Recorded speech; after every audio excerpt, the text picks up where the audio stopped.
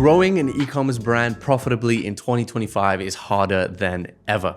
Everyone's obsessed with ROAS, but after successfully managing 120 million in ad spend last year here at AKM, we're going to show you what actually matters for profitable growth. My name is Arsalan, founder here at AKM, where we help grow, scale, and invest in the DTC businesses that we love. And today, we're breaking down why your 2x ROAS might actually be winning and your 4x ROAS might actually be losing for you in your business. So let's dive in. First things first here is the ROAS trap. Here's what most brands get wrong. They look at their Facebook ad account, they see a 1.8 ROAS, and they think they're losing money. But that's not always the full story. And if you're a founder of a DTC e-commerce brand watching this right now, let us show you what actually matters. Things like your 30-day payback periods, your 60-day customer value, your product-specific cohort performance, your cash conversion cycles, and most importantly, how these metrics work together to create actual profitability and your ultimate business strategy. But you might be wondering, how does this actually look like? Well, let me give you some real examples. Let us break down a real brand that we work with in the supplement space. Now, the initial ROAS of this business was a 1.9x ROAS, which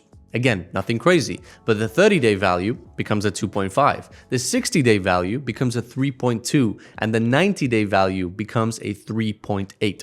Now, most brands would have turned off these ads at a 1.9x ROAS if it wasn't profitable to them on first order, but they would have missed out on nearly 100% more revenue per customer gained. And to put this into perspective, let me show you how this plays out on a cash flow statement. Month 1, 100K ad spend, 190K revenue.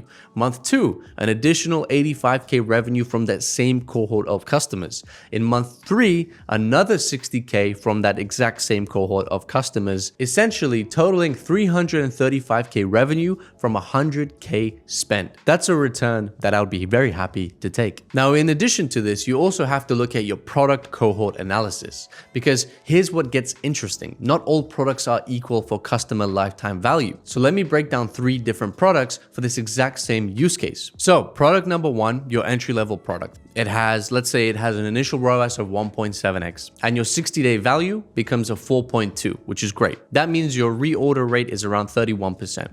Now, the average second purchase also for this case, let's say, is $85 AOV. Then let's go to product number 2. Now, in this case, the initial ROAS is higher. It's at a 2.2x, and the 60-day value is a 2.8. Meaning that our reorder rate is around 12%. And the average order purchase is about $65, which again, is pretty great, not bad at all. And product number 3, which is your premium product, let's say, has an initial ROAS of 2.8x, which is phenomenal. And your 60-day value is 3, meaning it's a reorder rate of around 8%. And the average second purchase order value is about $120. Now, if I was to list those 3 out right now in front of you, which one would you scale? Most brands would pick product C because it gives you the most upfront profit, but they'll be wrong simply because they're not taking LTV into account for these products when making scaling decisions.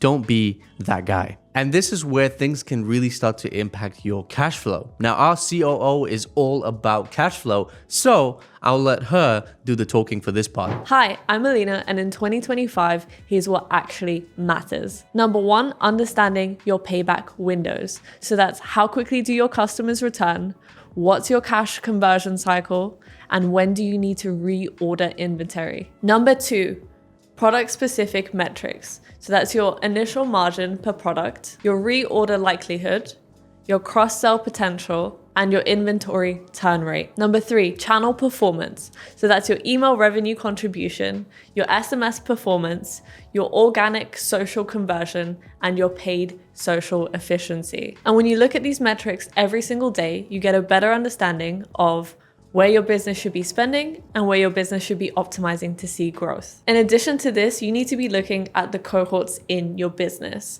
So first, purchase cohorts. That's your full price versus your discount, your product category, your acquisition channel, and season of first purchase. Then you go into your behavioral cohorts.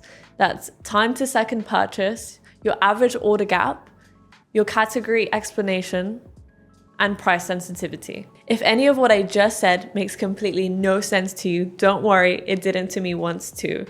Make sure you book in a call with our team. It's completely free and they'll help point you in the right direction. Thank you, Alina, for that. I hope you guys found that valuable. But now, how do you actually do this? Now, number one, you have to track your data properly. So if you haven't already, set up proper UTM parameters where you can. Track your first product purchased, monitor the reorder rates by product, and calculate true customer value. Make sure you're also implementing things like post-purchase surveys, which we've talked about in depth in our previous videos. Now, number two, set different targets. Now, we've gone into depth about this, but you need to have product-specific ROAS targets, different goals for different cohorts, and adjust based on the payback periods. Don't also forget that you need season-specific targets based on your natural peaks and troughs. Now, we have a whole video on how to set your ROAS targets and all the different types of targets that you need to be looking out for when it comes to growth. So if you haven't already, make sure you watch that video right here. And number three, optimize for your cash flow. Now, understand your inventory cycles, factor in payment terms with your suppliers, consider your email and SMS revenue, also consider your organic revenue, and account for seasonal impacts throughout the year. Which is why, and we've said this 1,000 times on this channel before, but your marketing calendar and planning the events of that calendar matter. Now, the brands that will win in 2025 will be those that convert their suppliers into financiers with amazing payment terms. They will also be the brands that look deeply into creative and being able to do good quality ads at scale. And that's all nice to hear when it's said to you over a video, but let me show you the real world implementation of this. This is exactly how we applied it to these three different brands. Now, brand number one is a beauty brand. Now, what we actually did was we lowered the ROAS targets on our hero product. And as a result, we built specific email flows by cohort for other products within the catalog. And this resulted in 42% growth in 60 days, just simply because we lowered the ROAS target, were able to leverage LTV and push more volume on ad spend. Now, brand number two is a food and beverage. Now, we increased spend on products that require a lower ROAS.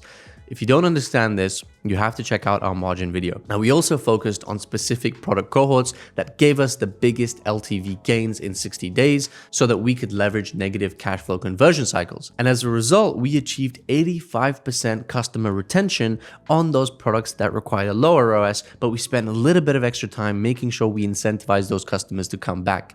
And brand number three, which is a fashion and apparel brand.